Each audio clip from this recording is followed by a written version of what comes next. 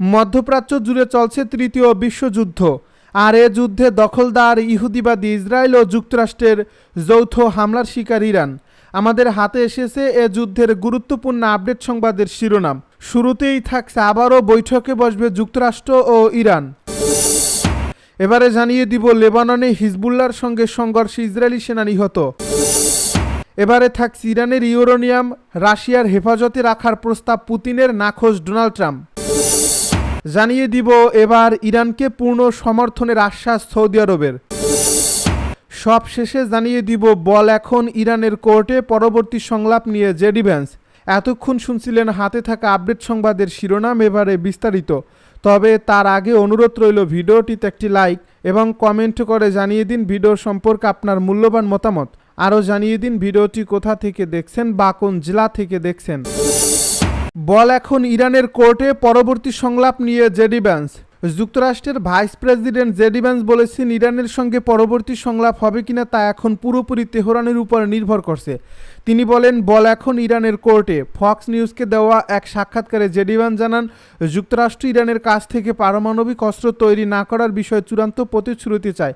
তিনি বলেন, ইরান যদি এ বিষয়ে সম্মত হয় তাহলে দুই দেশের জন্যই একটি ভালো চুক্তি সম্ভব।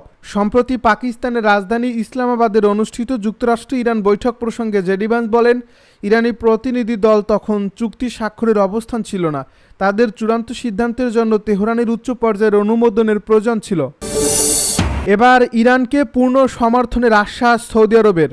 মধ্যপ্রাচ্যে চলমান যুদ্ধ স্থায়ীভাবে বন্ধ করতে এবং আঞ্চলিক নিরাপত্তা ও স্থিতিশীলতা ফিরিয়ে আনতে সব ধরনের কূটনৈতিক প্রচেষ্টার প্রতি রিয়াদ পূর্ণ সমর্থন বজায় রাখবে বলে জানিয়েছেন সৌদি আরবের পররাষ্ট্রমন্ত্রী ফয়সাল বিন ফারহান আল সাদ। সোমবার ইরানের পররাষ্ট্রমন্ত্রী আব্বাস আরাঘসির সঙ্গে এক ফোনালাপে তিনি এই প্রতিশ্রুতি ব্যক্ত করেন।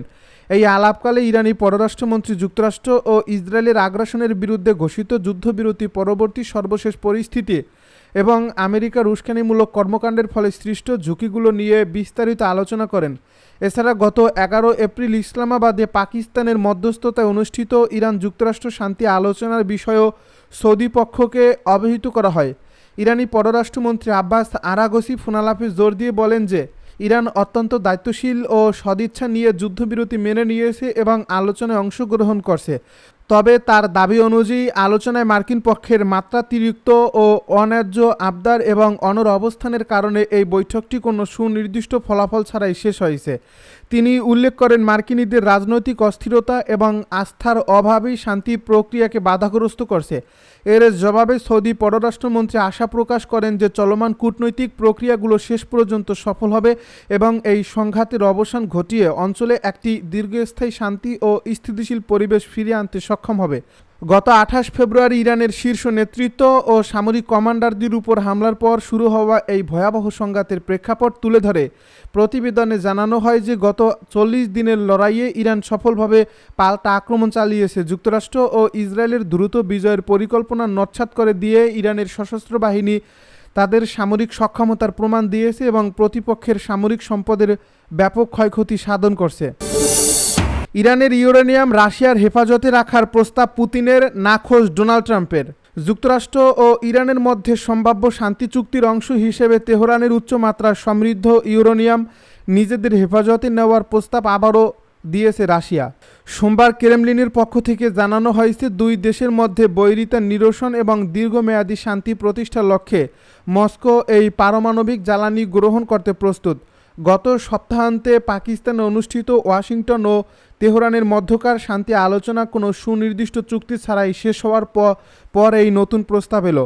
মূলত গত ফেব্রুয়ারির শেষ ভাগ থেকে শুরু হওয়া এই যুদ্ধ বিশ্ব অর্থনীতিতে যে অস্থিরতা তৈরি করছে তা কাটিয়ে উঠতেই রাশিয়া এই মধ্যস্থতার প্রস্তাব দিয়েছে বলে ধারণা করা হচ্ছে। বিশ্বের বৃহত্তম পারমাণবিক অস্ত্রের মজুদ থাকা দেশ হিসেবে রাশিয়া এর আগেও একাধিকবার ইরানের সমৃদ্ধ ইউরেনিয়াম নিজেদের কাছে রাখার প্রস্তাব দিয়েছিল। সোমবার সাংবাদিকদের সঙ্গে আলাপকালে ক্রেমলিনের মুখপাত্র দিমিত্রি পেসকভ বলেন, প্রেসিডেন্ট পুতিন যুক্তরাষ্ট্র এবং আঞ্চলিক দেশগুলোর সঙ্গে আলাপকালে এই প্রস্তাবটি উত্থাপন করেছিলেন। রাশিয়ার সেই প্রস্তাব এখনও বহাল রয়েছে, যদিও এখন পর্যন্ত এর উপর কোনো কার্যকর পদক্ষেপ নেওয়া হয়নি। মস্কো মনে করছে, ইরানের ইউরেনিয়াম রাশিয়ার কাছে থাকলে পারমাণবিক অস্ত্র তৈরির আশঙ্কা দূর হবে এবং এতে করে যুক্তরাষ্ট্রের আস্থা অর্জন করা সহজ হবে। এদিকে মার্কিন সংবাদ মাধ্যম অ্যাক্সিওসের এক প্রতিবেদন অনুযায়ী সোমবার পুতিন ও ট্রাম্পের মধ্যে এক ফোনালাপ চলাকালে রুশ প্রেসিডেন্ট ইরান যুদ্ধ অবসানের সম্ভাব্য সমাধান হিসেবে এই ধারণাটি উত্থাপন করেছিলেন। তবে ডোনাল্ড ট্রাম্প এই প্রস্তাব নাকচ করে দিয়ে স্পষ্ট জানিয়েছেন ওয়াশিংটন এই ইউরেনিয়ামের মজুত নিজেদের নিয়ন্ত্রণে নিতেই প্রতিশ্রুতিবদ্ধ। ইরান ও যুক্তরাষ্ট্র ইসরায়েল যুদ্ধের অন্যতম প্রধান লক্ষ্য হল তেহরানের পারমাণবিক সক্ষমতা পুরোপুরি ধ্বংস করা এবং প্রয়োজনে স্থলপথে সেনা পাঠিয়ে সেই লক্ষ্য অর্জনের ইঙ্গিতও দিয়েছে হোয়াইট হাউস। দিমিত্রি পেসকভ রাশিয়ার এই প্রস্তাবের পাশাপাশি হরমুজ প্রণালীতে মার্কিন নৌ অবরোধের হুমকির তীব্র সমালোচনা করেছেন। তিনি সতর্ক করে দিয়ে বলেন যে এই ধরনের পদক্ষেপ আন্তর্জাতিক বাজারে দীর্ঘমেয়াদী নেতিবাচক প্রভাব ফেলবে। লেবাননে হিজবুল্লাহর সঙ্গে সংঘর্ষে ইসরায়েলি সেনা নিহত। লেবাননের দক্ষিণাঞ্চলে দেশটির সশস্ত্র গোষ্ঠী হিজবুল্লাহর সঙ্গে সংঘর্ষে এক ইসরায়েলি সেনা নিহত হয়েছে, আহত হয়েছে আরও 3 জন। কাতার ভিত্তিক সংবাদ মাধ্যম আল জাজিরা বলছে দক্ষিণ লেবাননে চলমান যুদ্ধে একজন ইসরায়েলি সেনা নিহত হয়েছে বলে জানিয়েছে দেশটির সামরিক বাহিনী। আহত হয়েছেন আরও 3 সেনা।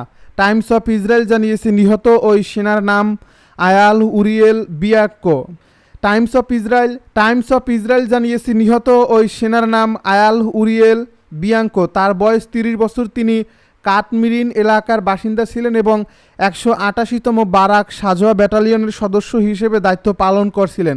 ইসরায়েলি প্রতিরক্ষা বাহিনী আইডিএফ জানিয়েছে হিজবুল্লাহর সঙ্গে সংঘর্ষ চলাকালে দক্ষিণ লেবাননে তিনি নিহত হন। একই ঘটনায় আহত অন্য 3 সেনার মধ্যে একজন মাঝারি মাত্রার এবং বাকি 2 জন হালকা আহত হয়েছেন। তাদের চিকিৎসার জন্য নিরাপদ স্থানে সরিয়ে নেওয়া হয়েছে। এদিকে আল জাজিরা যাচাই করা ভিডিওতে দেখা গেছে দক্ষিণ লেবাননের তেবনিন সরকারি হাসপাতালে হামলা চালিয়েছে দখলদার বাহিনী। এতে সেখানে ব্যাপক ক্ষয়ক্ষতি হয়েছে। ভিডিওতে হাসপাতালের করিডোরে ময়লা ও ভাঙা কাচ ছড়িয়ে থাকতে দেখা যায় এবং কয়েকটি কক্ষের চিকিৎসা সরঞ্জাম এলোমেলোভাবে অবস্থায় পড়তে থাকা দেখা যায়। বাইরে পার করা গাড়িগুলো ধ্বংসাবশেষ পরে ক্ষতিগ্রস্ত হয়েছে। আবারও বৈঠকে বসবে ইরান ও যুক্তরাষ্ট্র। পাকিস্তানের ইসলামাবাদে যুক্তরাষ্ট্র ও ইরানের মধ্যে শান্তি আলোচনা ভেস্তে যাওয়ার পর নতুন আশা দেখা যাচ্ছে। আবারও নতুন করে আলোচনা শুরু করতে যাচ্ছে 2 দেশের প্রতিনিধিরা, আর সেটি বৃহস্পতিবারের মধ্যেই হওয়ার সম্ভাবনা বেশি। মার্কিন কর্মকর্তা এবং মধ্যস্থতাকারী একটি দেশের এক কূটনীতিকদের বরাত দিয়ে বার্তা সংস্থা এপি এ তথ্য জানিয়েছে। তবে বৈঠকের স্থান এখনও চূড়ান্ত হয়নি। কর্মকর্তারা বলছেন 2 পক্ষই আলোচনা আবার শুরু করার ব্যাপারে নীতিগতভাবে একমত হয়েছে। ইসলামাবাদ বৈঠকের পর থেকে যুক্তরাষ্ট্র মধ্যস্থতাকারীদের সঙ্গে নিয়মিত যোগাযোগ রাখছে। পাকিস্তান এক্ষেত্রে তেহরান ও ওয়াশিংটনের মধ্যে বার্তার আদান প্রদান করছে। সূত্র বলছে সুইজারল্যান্ডের জেনেভায় বিকল্প স্থান নির্ধারণের কথা ভাবা হচ্ছে, নয়তো পাকিস্তানের রাজধানী ইসলামাবাদেই ফের বৈঠক হতে পারে। এদিকে যুক্তরাষ্ট্রের ভাইস প্রেসিডেন্ট জেডি ভ্যান্স বলেছেন ইরানের সঙ্গে পরবর্তী সংলাপ হবে কিনা তা এখন পুরোপুরি তেহরানের উপর নির্ভর করছে। তিনি বলেন বল এখন ইরানের কোর্টে। ফক্স নিউজকে দেওয়া এক সাক্ষাৎকারে জেডি ভ্যান্স জানান যুক্তরাষ্ট্র ইরানের কাছ থেকে পারমাণবিক অস্ত্র তৈরি না করার বিষয়ে চূড়ান্ত প্রতিশ্রুতি চায়। তিনি বলেন ইরান যদি এ বিষয়ে সম্মত হয় তাহলে 2 দেশের জন্যই একটি ভালো চুক্তি সম্ভব।